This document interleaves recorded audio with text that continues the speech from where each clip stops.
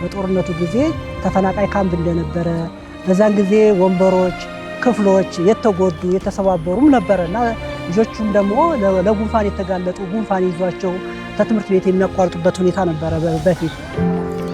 ከኋላ የምትመለከቷቸው የማህበረሰብ ክፍሎች ከተለያየ የማህበረሰቡ አካባቢ የመጡ ሲሆን በጃይካ እና በዩኒሴፍ ትብብር ስለሚሰራው የስኩል ኢምፕሩቭመንት ፕሮግራም ላይ በየወቅቱ እየተገናኙ የማህበረሰቡ ውይይት የሚያደርጉ የማህበረሰብ አባላት ናቸው።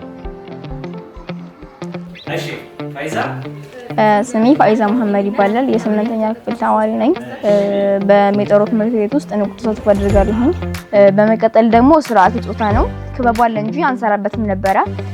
አሁን ላይ ግን አዲሱ ህንጻ ከተሰራ በኋላ ከትምህርታቸው የሚቀሩ ተማሪዎች ወደ ትምህርታቸው ተመልሰዋል። ከበቂ በላይ የሆነም ደግሞ የሞዴስ አቅርቦት ስላለልን እንደልባችን ነው። ማንንም አያሳቀንም፣ ማንንም አያሸማቀንም። ከበፊቱ አሁን ላይ በጣም ይሻላል።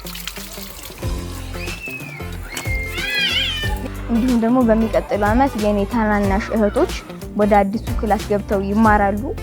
በዛም ደግሞ በጣም ደስተኛ ነኝ። ይህ ፕሮጀክት በአማራ ክልልና በትግራይ ክልል 23 ትምህርት ቤት ላይ የተተገበረ ነው። ከዚህም ፕሮጀክት የተነሳ ከ17000 በላይ ተማሪዎች ተጠቃሚ ሆነዋል። በዙሪያው ያሉ ማህበረሰብ ተጠቃሚ ሆነዋል። ለዚህም የጃፓን መንግስትና በጃይካን እናመሰግናለን።